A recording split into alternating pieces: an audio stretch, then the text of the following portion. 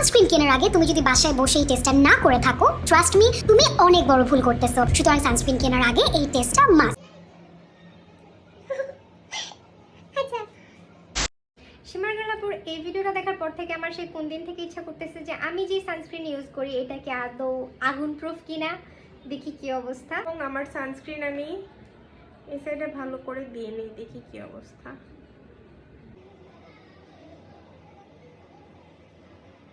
I am so nervous because হচ্ছে fake proof হলে আমি তো টাকা দিয়ে কিনছি। তো হচ্ছে এই হচ্ছে আমার লাগানো শেষ এটাতে। কি অবস্থা?